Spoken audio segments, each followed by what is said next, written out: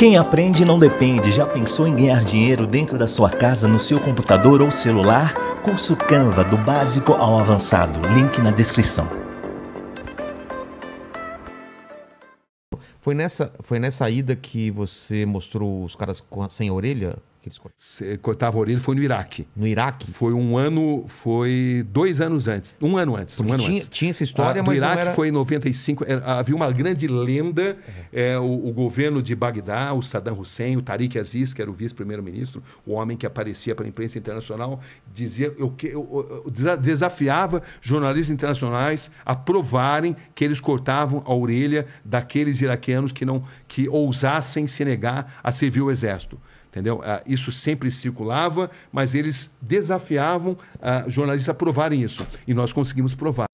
Eu vi essa cena. Isso. Puxa o turbante, alguma coisa que mostrou. Essa foi a segunda situação, né? Porque, na verdade, eu fui beneficiado pelo fato de que a gente estava ali em Bagdá, com o Saddam Hussein, e 24 horas por dia, monitorados pelos agentes do Saddam.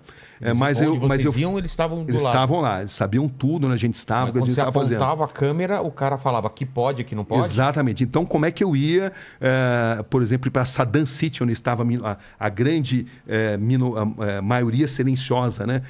Porque é o seguinte, internacionalmente, os xiitas são minoria. Tá. Os sunitas são maioria. São maioria. Mas os xiitas, no Iraque, eles são maioria. Maioria que jamais conseguiu deter o poder.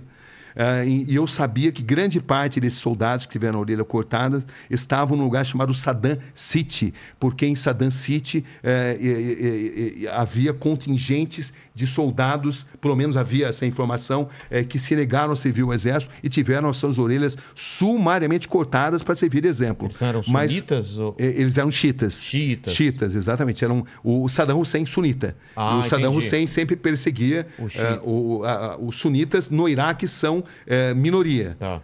Entendeu? Mas eles sempre tiveram muito próximos do poder. Era uma minoria que sempre deteve um poder econômico maior. Tá. Entendeu? Os sunitas, se você considerar o islamismo internacional, são maioria.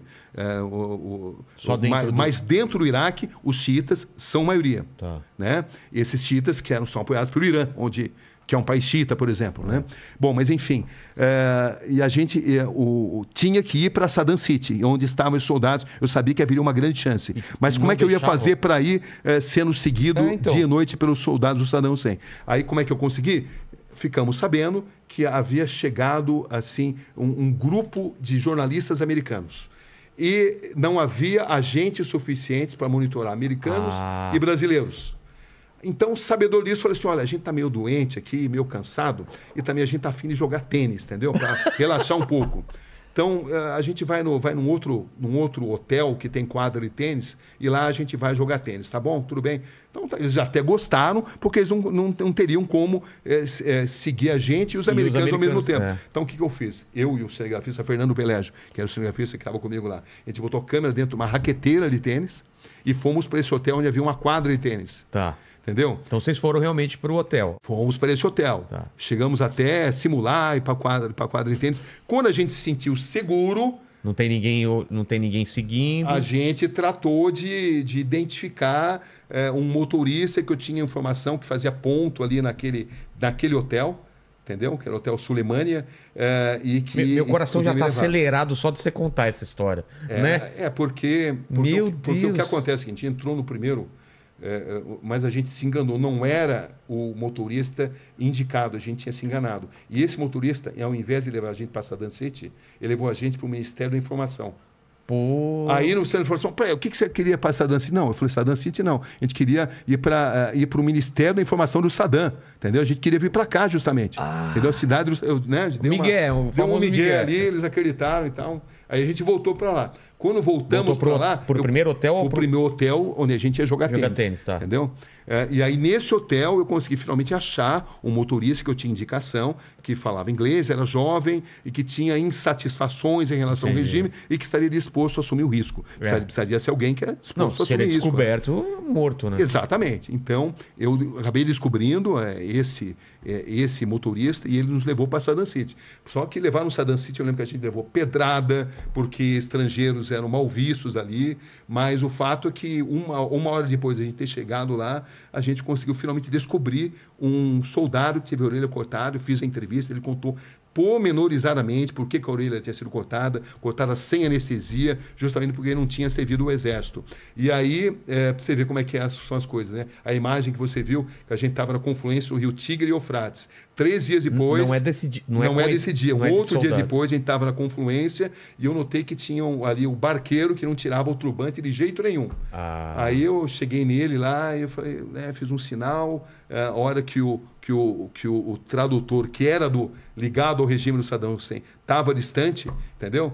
Porque a gente foi para o meio do rio, e o tradutor ficou lá. Eu falei que eu precisava fazer uma passagem e o barco não cabia mais gente. Entendeu, não? Porque o tradutor era deles, né? E aí, meio por sinais, eu expliquei para ele contar a história. E aí ele tirou o turbante, contou a história. Eu tive que traduzir depois. E aí era a história da mesma coisa. Mesma coisa. Não quis servir. Não quis servir o exército, a orelha foi cortada, não teve anestesia. Cara, e a família passou a ser perseguida.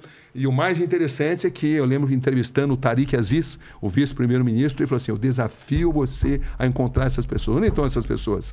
Mas eu não podia falar, eu acabei de filmar. Porque se eu falasse isso, eles iriam revistar, confiscar. E eu queria ainda ir para a cidade, arrasá-la pelas armas químicas do Saddam Hussein. Claro. Só que essa cidade arrasada pelas armas químicas do Saddam Hussein estavam no norte do Iraque. Sei. E você não consegue entrar, você não conseguia na época entrar no norte do Iraque, no Kurdistão, pelo próprio Iraque, porque os agentes do Saddam Hussein não deixavam. O que você tinha que fazer?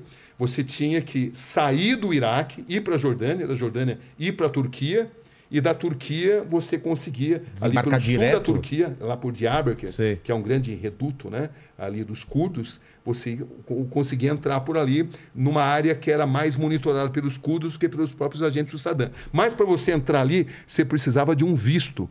Mas ali eu tive uma grande sorte. Repórter precisa ter sorte também.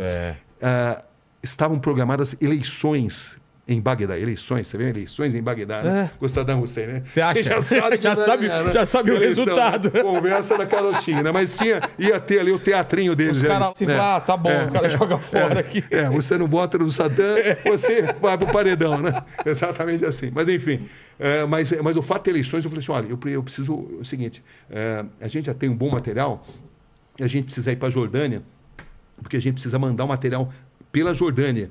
Mas só que eu quero voltar aqui para cobrir eleições, porque eu fiquei sabendo que eu precisaria de um visto. E aí eu falei, eu vou voltar daqui 2 semanas para cobrir as eleições. Aí eles me deram um visto. Aí eu não voltei para cobrir as eleições. Eu fui... E valia lá para cima também. Aí valia lá para cima também.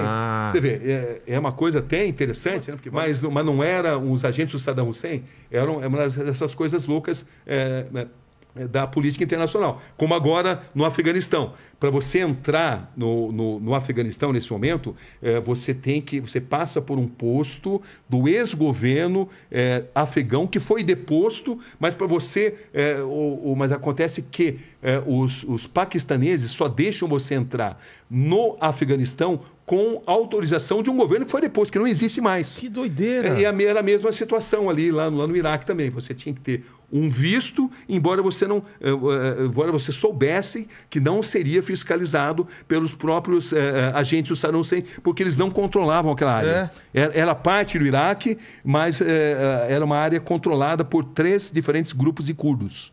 Entendeu? Você não usou o visto? E o visto porque os agentes de imigração turca, eles pediam. Eles pediam. Você tem o visto? Eles só te deixavam passar, senão te deixavam passar. Era uma ironia, contradição totalmente, porque era um visto de um governo que ali não tinha influência, né? Que ali não mandava. Mas, enfim, você conseguiu chegar nas armas? Nós conseguimos. Foi uma reportagem de praticamente 2 meses ali, né?